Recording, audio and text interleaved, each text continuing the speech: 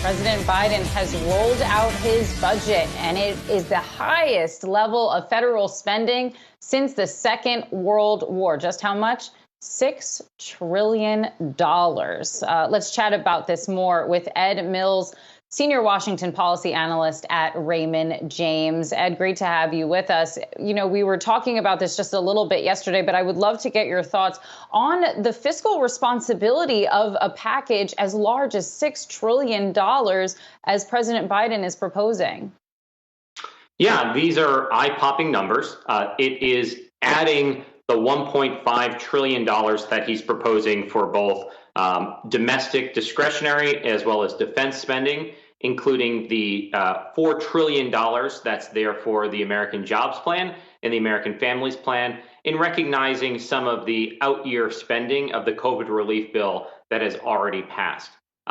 It is honest to include the infrastructure spending in this bill, but I do think that it is going to set up a partisan battle in D.C. when you have numbers this large. And you have bipartisan negotiations going on. I guess my thought here is that it is going to give more ammunition to Republicans to say these numbers are just too big. And ultimately, if there are going to be spending on some of these infrastructure priorities in this bill, it is more likely trending partisan when the top line number is this eye-popping.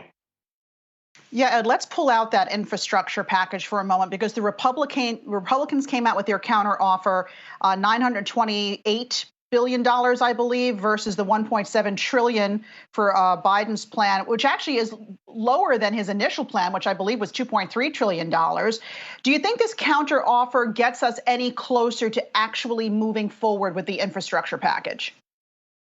Alexis, great question. The way I've been looking at this and the way I've been telling clients here at Raymond James to think about it is what does this do to the outcome rather than focus on the process? So I'd say there's three things that happens there. Now, I think the floor is at about $1 trillion. Some people thought the ceiling was $1 trillion. Number two, Republicans in their counteroffer do not raise a single cent of taxes to spend that nearly $1 trillion. So the amount of spending that has bipartisan support without raising taxes is also about $1 trillion. Is that going to be deficit spending? Is that going to be more collection of taxes by the IRS? Is that going to be repurposing things like COVID aid? Those are political decisions.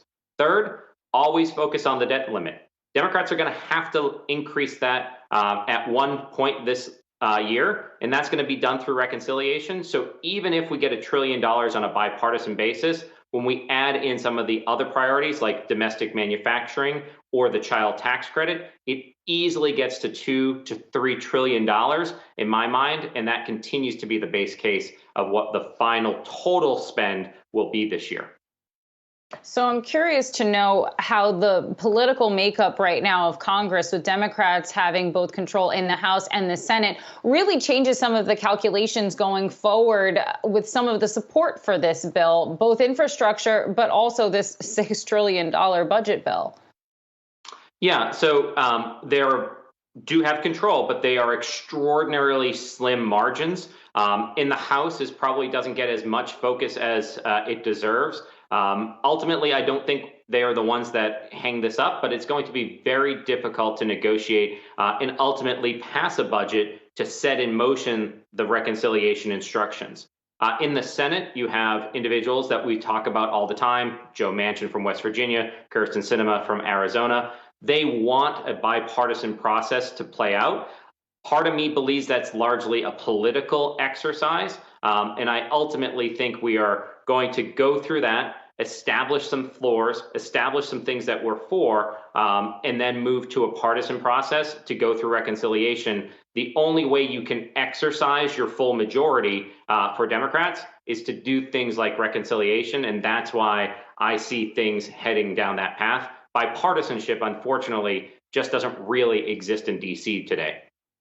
No, pretty elusive still, Ed. Nothing new, sadly. Want to talk about how President Biden and his team plan to pay for most of that budget, and that is by raising taxes on wealthy individuals and corporations. He has not beaten around the bush about it.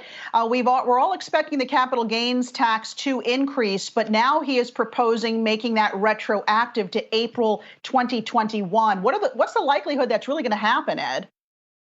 So the way I've been telling clients at Raymond James, and we get a lot of questions from our financial advisors in terms of advising their clients as well as the institutional clients I talk to, I think that there are three parts of this that are all intertwined. The rate on capital gains, the date of effectiveness, and then the elimination of step up in basis for transfers after death. The more that threshold that gets excluded from the kind of change to step up in basis, the more that rate comes from 39.6% maybe down to 28%, the higher the likelihood that Democrats are going to push hard for an effective date as soon as possible. They do not want to see the ability for folks that get impacted by this to have a window and have a market sell-off tied to it. So, it is a kind of balancing act. But the more that rate comes down, the more likely that rate is earlier than many investors would like to see. So I guess I'm just going to ask you that question about a market sell-off. I mean, how are you guys anticipating equities are going to react to some of these proposals around raising taxes?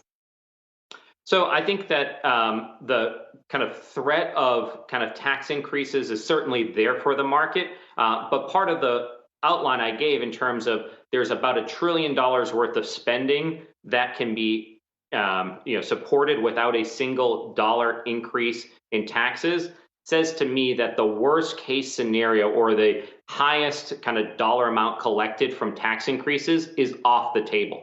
We also know that the top number in terms of what is going to pass seems to also be coming down. So this is what we've described as somewhat of a Goldilocks scenario where it is not too big or not too small. The market does want both that additional spending, but without tax increases that are going to fully pay for that. That's the kind of path that we're headed towards. So from a market perspective, we think this is actually okay. All right. Ed Mills, Senior Washington Policy Analyst at Raymond James. Thanks so much for joining us today.